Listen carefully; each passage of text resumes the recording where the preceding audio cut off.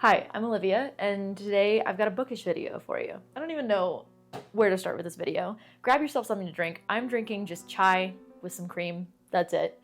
But basically, I like to read a lot, but since I've been in my late teens and now into my adulthood, I've just never gotten back into fiction. I loved fiction as a child, but now I found it so hard, and every time I tried to go to a store and pick up a fiction book or choose one on my own, oh, this is kind of like, I don't like that. Okay, yeah, better. Every time I tried to pick one on my own, I just didn't like it. I just didn't like it. And so I wrote off fiction for a really long time, for years. And finally, I really wanted to get back into it. The way I did that was I asked on Instagram, I've asked friends giving me recommendations, and I was just gonna go in blind. I just picked up recommendations off of titles that I thought sounded interesting and or ones that were recommended to me multiple times. Mainly the multiple times one, but just to kind of like switch it up a little bit, I picked some random ones as well. And in that, even like going to the bookstore, people noticed like my very obscure stack and asked me about it, like, what? And so I'd tell them what I was doing and they would give me recommendations, which is how I got a lot of these other books. But yeah, so I'm going to try to condense this. I'm going to tell you the books that I've read recently and that I've gone through that are recommendations and give you kind of my review on those, as well as some books that I hope to read in the future. And yeah, I've got a ton. So strap in, grab your drink, hang out, sit down. Trying to read more of the books that I am hoping have like more of a spooky vibe, because you know it's the season. I'm a seasonal person, so I want to read more like spooky autumn time vibe books now, and then as it closes into the colder winter months, I want to start reading books that feel like that. So let's just get into it. One of the first books I got from a recommendation, well, multiple recommendations, was Drive Your Plow Over the Bones of the Dead. I started reading this last winter, like January, and this was the perfect time to read this book because it takes place in the winter, like in the dead of winter in Scandinavia, so it's just dark and cold all the time. And this book was really, I have such mixed feelings about it because I loved the atmosphere of this book because it feels eerie, like it just feels ominous throughout the whole story. I don't really want to like go in depth too much about this because if you do want to read it, I don't want to give you any spoilers. But yeah, the atmosphere is kind of why I like to read books, kind of like take yourself into like a different vibe and a different place, and this book did really well in it. However, I could not stand the main character. She was just insufferable. That doesn't mean that it was a bad book though. Like, I didn't like the book overall. I think I liked the atmosphere and I liked aspects of it, but I don't think that this was a book that I liked. Now, that doesn't mean it was a bad book. It just means that I personally didn't like certain aspects of it. I understand why the character is the way she is. Like, I understand why you kind of have to, why she is that way for the sake of the story. And so that itself, that means that it's good writing to me.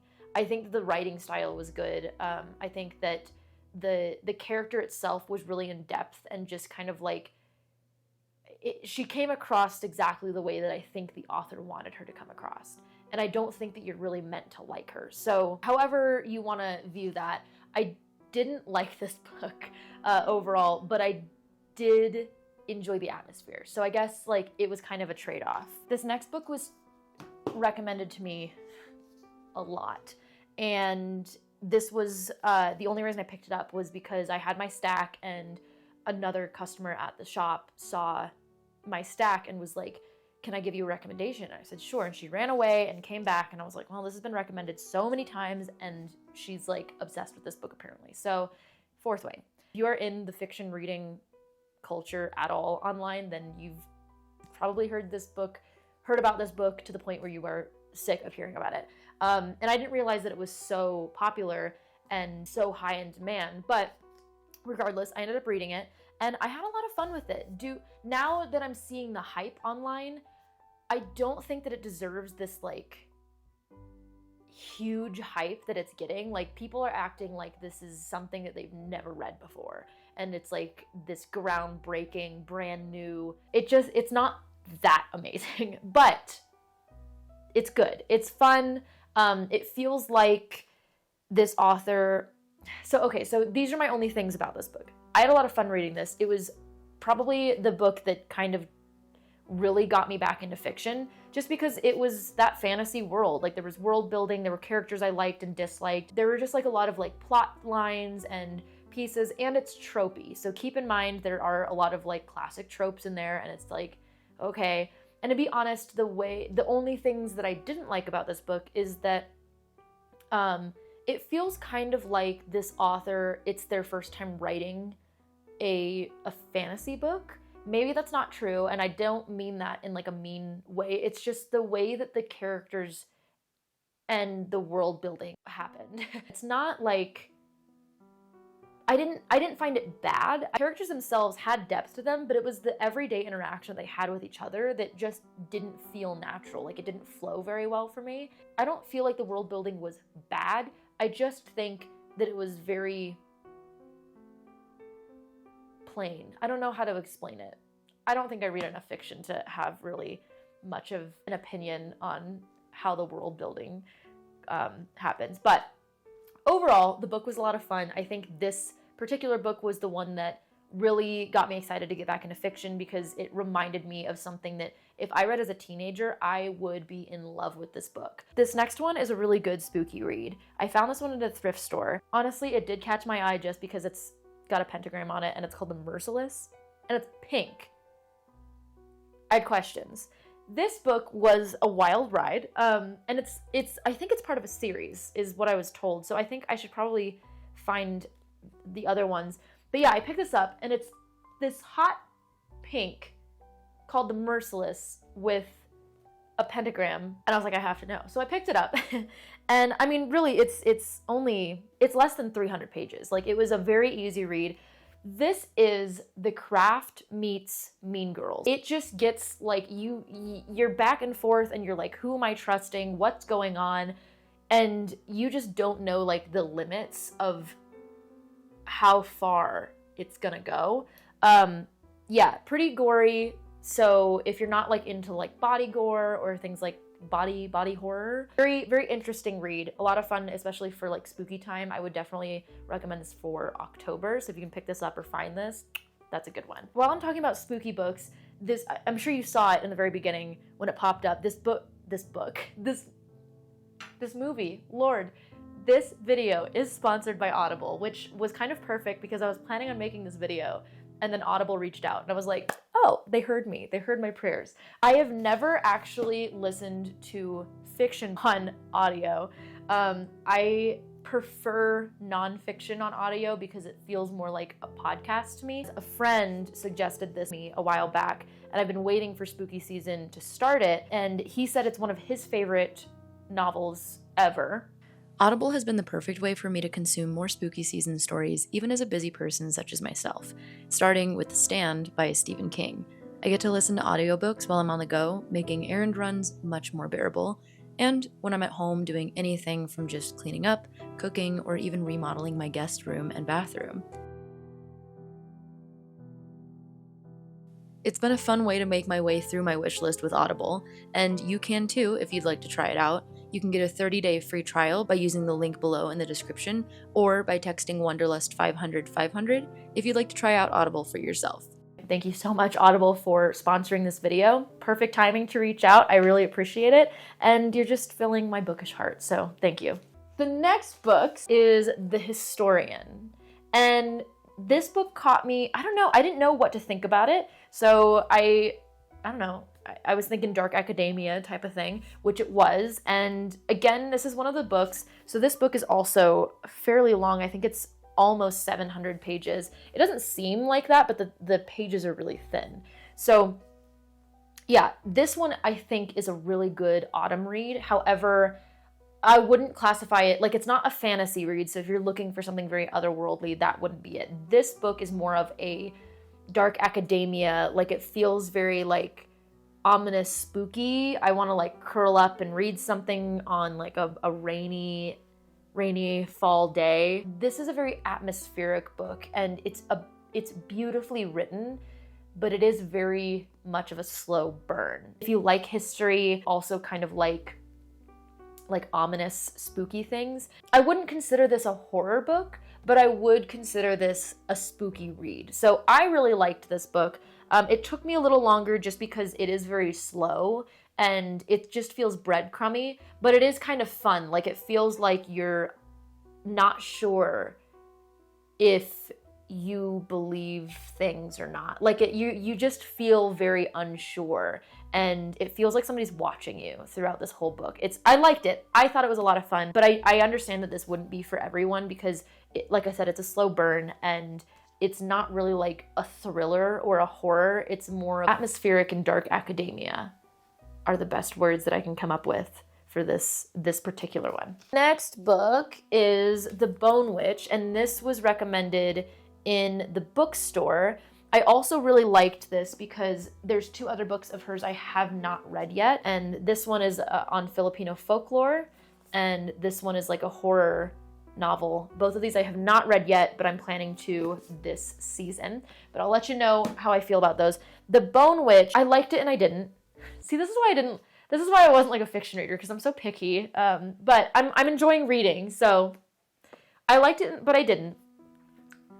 I didn't feel like there was a lot of depth to the characters or our main character, which I think we were right there, but I just wasn't getting a lot of depth. Also, there are so many words and so many things that I had to stop and look up or have to and that aren't really explained to you. So like in a fantasy world, usually there's a term or, you know, a label or a word that's used for some kind of animal or being or beast or whatever, or weapon, whatever. And it's usually described to you. That doesn't really happen in this book. They just kind of throw it out there, as well as there are healers, as well as there are people. It's a group of people called the Asha. I don't know if I'm pronouncing that correctly. I'm probably not. Probably just a personal thing. Is that when there's multiple Ashas there, and there's 2 people speaking, she'll have one character say something, another character say something, and then another character say something and say, the Asha said, but both of them are Ashas, so I don't know which one is speaking, and maybe it's just me like not being able to keep up with like the pattern of who's speaking, but that was just more of a pet peeve of mine. There was so much death work in here, so as a death practitioner, it was a lot of fun to read this like more in a fantasy way. I really did love like how kind of like gross it was, like how dark the powers that this character has, and how she's not like a broody teenager either. Like she's not like trying to be this like dark badass. Like she's just like, I don't know what the fuck I'm doing. I'm just trying to do the thing the best I can. I don't know. And I liked that about her. So I'm hoping, I am going to pick up the second book because I didn't dislike this book, but I also just, it took me a while to read this. I wasn't having as much fun with it as I was hoping.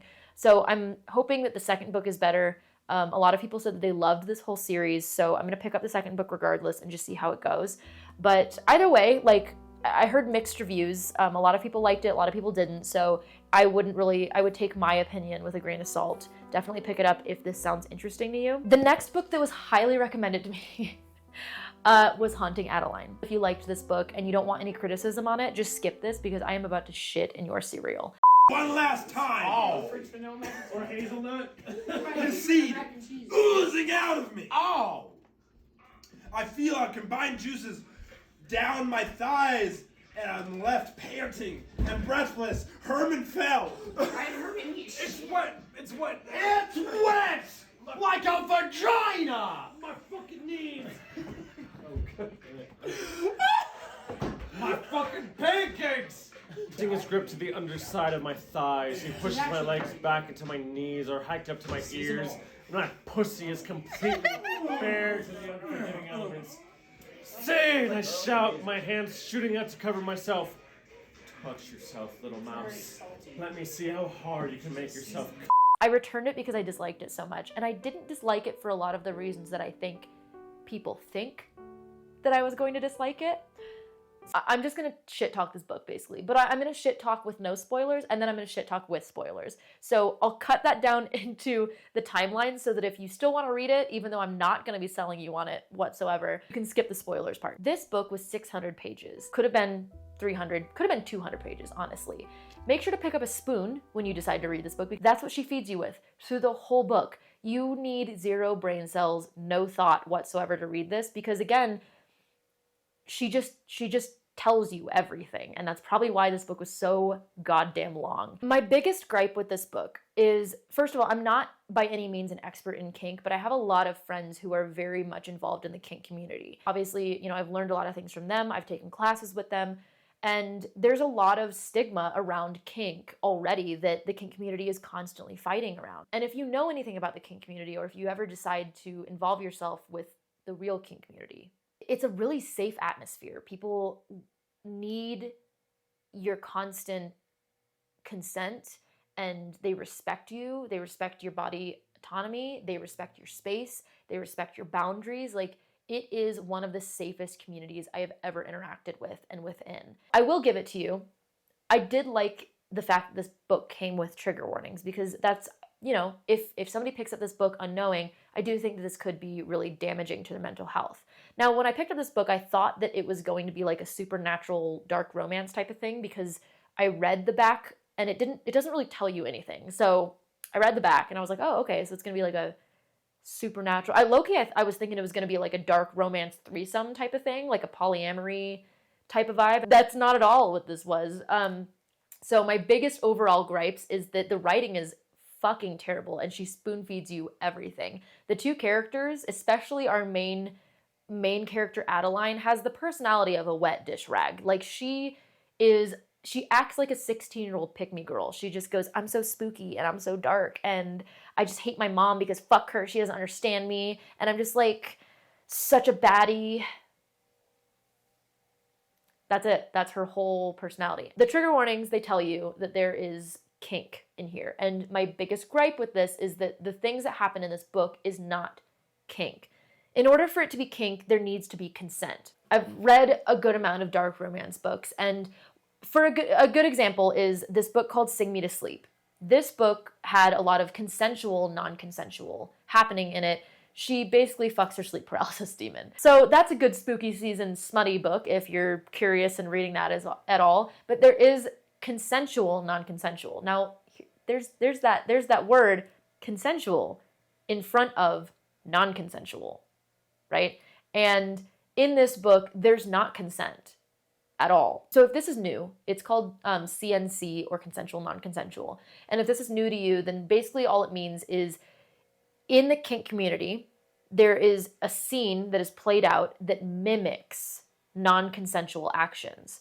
But each party, or every party that is involved in the scene, is consenting and has already spoken about their boundaries, safe words, in order to just make sure that they know that even throughout this scene, no matter where it goes or what happens, they're consenting to it. And if there is ever a part that they are uncomfortable with, they can say their safe word and everything stops and immediately goes into aftercare. So there's these two things that are huge, huge, huge in order to make it kink, which is consent and aftercare. Especially with something as intense as a CNC type of scene, you have to have aftercare and you have to have safe words. I mean, consent, obviously. But there's none of that happening. Literally, the only piece that is in this is the non-consensual. So that doesn't make it kink. It just makes it assault, right? And so, again, like, you can write a book about this, but I wouldn't market it as a romance book, just because that dynamic between these two characters isn't romantic at all, in my opinion. There's really no romance. And there can be like kind of like a sub-dom type of thing, or like a dynamic that maybe there's not romance, but there's a physical aspect. I've read books like that as well. But again, like, it's not this. It's an abusive relationship. It's more of the fact that it was marketed as a romance and a kink book, when all the things that happen in this book are neither romance nor are they kink. And to say that these things are kink does a huge disservice to the kink community, fighting against a stigma that they've been fighting against forever. So I think that's the issue that I have with it, not the fact that all of these things happen in this book. It's more of the way that it's marketed is wrong. It's just incorrect. But holy shit, this was the cringiest thing to read. It was just not good writing. Like, everything about it just felt so surface level. Then Zaid, our main character love interest, he is just an edgelord. He's just an edgelord. Like, he feels incel-y to me too. And the amount of misogynistic things that are said in this book are too many. There were one or two phrases that somebody says that just felt transphobic to me, which, like, there was also a lot of things like this weird savior complex that came down to mainly like women who were stripping or pole dancing. And while I understand in the situation that these people were in, it's a little different, but at the same time, a lot of things that were said in this book just felt straight up ignorant. Like, the author, I wouldn't be surprised if I ever met her, is an ignorant person with a lot of different things that she wrote about in this book. Because again, like, sex work in this, they were like, oh, you know, I need to save her. Like, she hates this and she just needs to be saved. She doesn't know, like, what a better life is. And it's like, they're in a strip club. It's a job. There was just a lot of ignorant things that were said by the characters and just the way that it was written about. So maybe it was just the characters that are ignorant, but the whole book just felt like it was just this weird thing. This book was also a QAnon fanfic. Those are words that you would never think are going to come out of my mouth, but here we are. On to the spoiler part. Zaid is... what he does is an occupation. He's like this vigilante. So he like does whatever he wants. He runs this like whole online business that goes into the dark web and saves women and children from sex trafficking rings and like torture. Which I feel like the only reason he does this is because it was an attempt to justify him assaulting Adeline. Keep in mind, he goes through and like does these busts and saves all these women and children from sex trafficking and being assaulted. But then he turns around and assaults Adeline. And then there's like a scene where he basically is like, I'm your daddy and you're my little girl, while getting sexual with her. And there's literally a line that says, I know I shouldn't do this, take something without consent, because it's the exact thing I'm fighting against. Just because you fight against it doesn't make you a good person. That doesn't give you a pass to assault people. Nothing makes sense in this book. The characters sucked. I didn't like any of them. Literally any of them. They all fucking sucked. There was not a single redeeming character in this whole entire book. And I felt stupid after I read this book because it was spoon-fed to me. I think a lot of people thought I was going to hate this book because the dark aspects to it, dark aspects were just added in for shock factor and to justify the things that the character was doing. Or to like maybe hopefully make us like them more.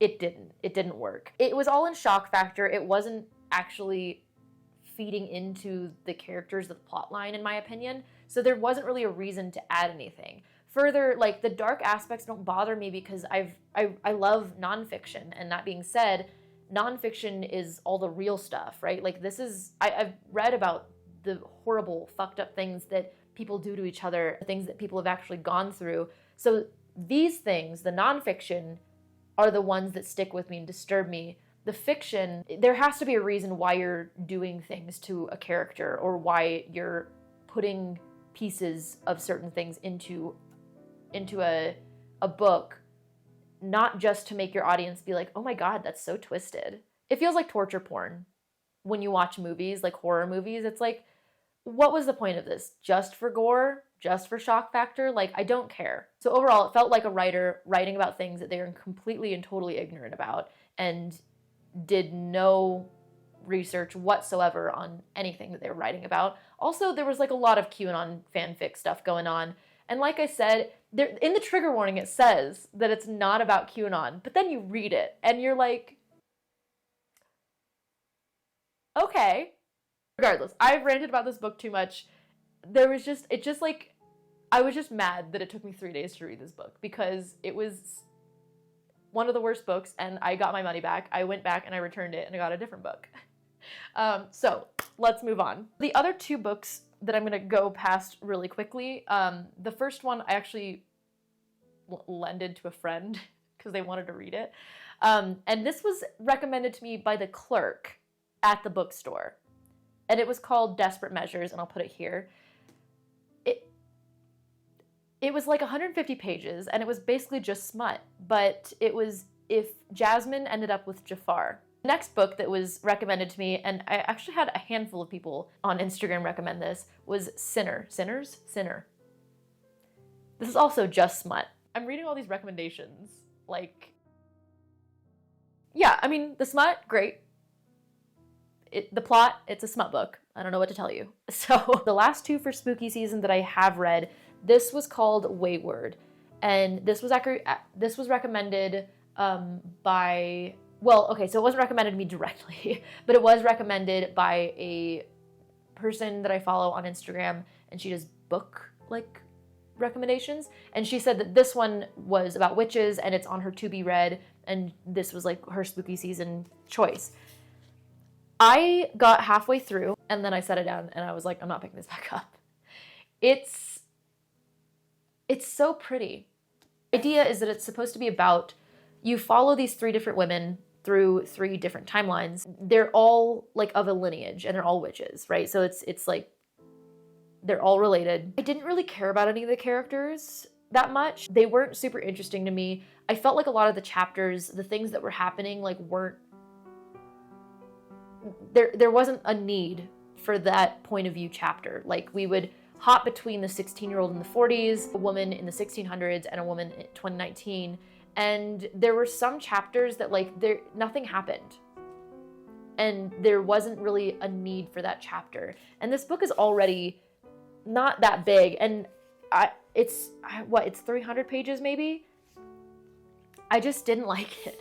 As well as I do think that if I were to recommend this book to people, which I'm not, just so you know, I would definitely tell you to look up some trigger warnings, because there aren't any in the front of this book or, like, at all in this book. Topics that are covered in the point of view of the character in graphic detail of domestic abuse, of abuse and assault during sexual situations, sexual assault scene of a 16-year-old. There's pregnancy issues. So there's just a lot of, like, pieces about it that I think, you know, like, if you're in that situation and you're reading it, it would kind of suck to read about, especially if you're like, I want to read an empowering book about a lineage of witches, and then you get, like, all these terrible things happening to these women. Also, another thing I didn't like about this book is none of the men in this book are good. All of them suck.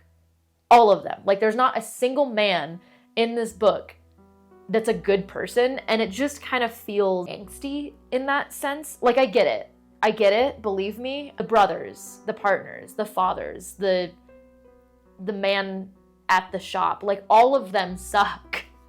And so I just kind of, like, I didn't like it. If I can find the receipt, I'm returning this one. So that's unfortunate for that book, because it is so, like, it's so pretty. We looked at it, but, like, even look at this cover. Like, it's such a gorgeous book. But it's just a bad story. Like I said, these are my opinions. If you disagree with it, that's totally okay. Okay, last book, and the most recent book that I just finished, is The House of Roots and Ruin. And believe it or not, this wasn't recommended to me. I picked it up myself. And I wasn't actually sure if I was going to like it. And I think it was just because I've been burned so many times by myself of, like, oh, I'm going to like this book, and then I don't. I love this book. A really good spooky read. It's, like, set in the Victorian times, which I usually don't really like historic type of based books. But this one it follows Verity.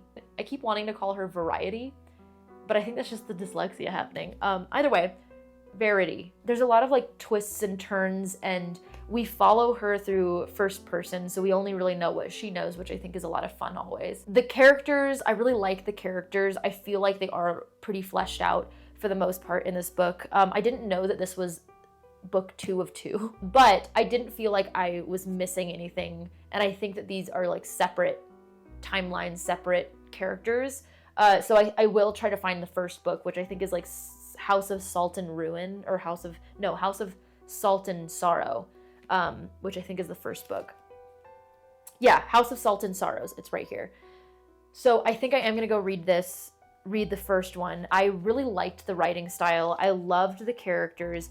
The way that it's written is so beautiful, because like just the world that you're in, it's this huge, like it takes place mostly in this huge like Victorian house, and there's all these plants everywhere. Like just this greenhouse on the front there is where a lot of this takes place as well. It's just spooky, and the further you get, the more questions you start having about everything. You don't really know what to trust, even yourself. Like you don't know if you're seeing things correctly, and the characters, like you don't know who you're trusting. Everything is an illusion in this book, which I think is a lot of fun. And it was just like, there were pieces in it that you're like, oh my god.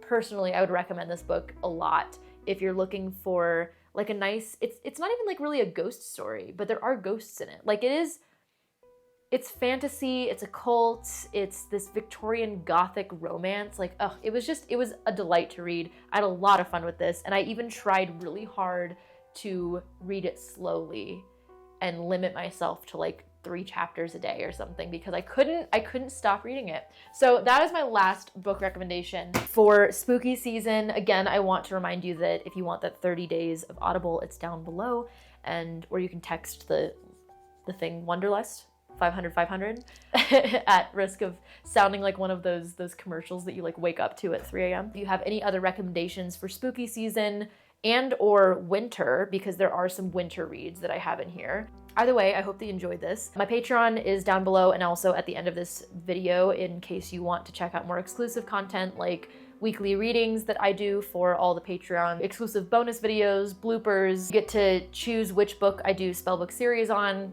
It's all that jazz. It's like buying me a coffee per month. But yeah, if you're able to and you're curious, then check that out, because it really keeps me afloat. But otherwise, as always, thank you so much for watching. And if you want any more bookish videos like this, let me know. I had a lot of fun doing this. And I had a lot of fun talking about some of the books that I've been reading. And yeah, so as always, thank you so much for watching. Best of luck, be kind to each other, and may your gods treat you as you've treated others. Bye.